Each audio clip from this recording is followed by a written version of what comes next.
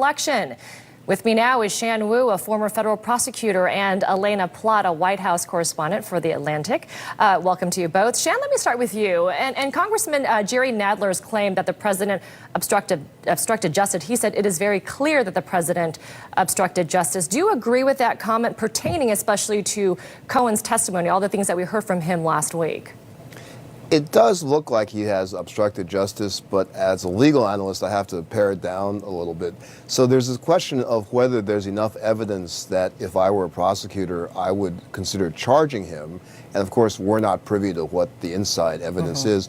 Looking at it from the outside, it looks like there is. I think you could have probable cause to charge him. There's just so much floating around. And of course, the most damning evidence is that Cohen apparently met with Trump's lawyers before he actually gave the false testimony to Congress.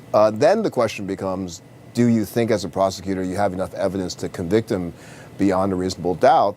That's a little harder to say without seeing the inside evidence. But everything we're hearing right now are all defenses to it. And sure, he has defenses, but those would tend to be used after he's been charged. Elena, I mean, the president went after Democrats for holding these hearings, the Mueller investigation pretty hard during that really long, unscripted, freewheeling speech at CPAC. Let's take a listen to some of it.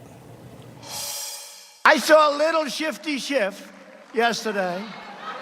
No, it's the first time. He went into a meeting and he said, we're going to look into his finance. I said, where did that come from? He always talked about Russia. Collusion with Russia. The collusion delusion. Unfortunately, you put the wrong people in a couple of positions, and they leave people for a long time that shouldn't be there. And all of a sudden, they're trying to take you out with bullshit, okay? With bullshit.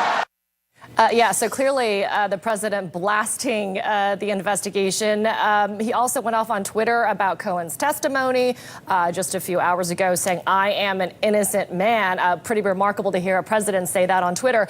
Are you getting the sense, Elena, that President Trump is getting a bit nervous about these investigations? Absolutely, Amber. I mean, we just know, both as reporters and observers, that Trump does tend to go off script and engage in stream of consciousness more so than usual when he is flustered by things such as, Michael Cohen's testimony on Tuesday. The thing is, he didn't have much reason to feel that when it comes to something like impeachment, Cohen's testimony in the public, would have advanced that necessarily. But with new reporting suggesting that it's possible Cohen may have talked with Trump's lawyers about a possible pardon last year. If that ends up being confirmed, I think that's the sort of evidence for obstruction of justice that would actually have more Democrats who have been kind of shy about using the word impeachment start exploring that avenue more explicitly. Yeah, let me ask you about that, Shan. I mean, if there was any talk or even a pardon offered, and again, we should make clear Cohen denied that that ever happened, what would the legal implications be of that? I think in this instance, first of all, I have to make a caveat. It's such a unique circumstances. Only the president can offer the pardon. Yeah. But it would look like a bribe. I mean, it would be suggesting that I'm going to give you something of value, which is the pardon, if you stay strong or even lie about it. So that's what the legal analysis would be, that it looks like a bribe by dangling the pardon in front of him.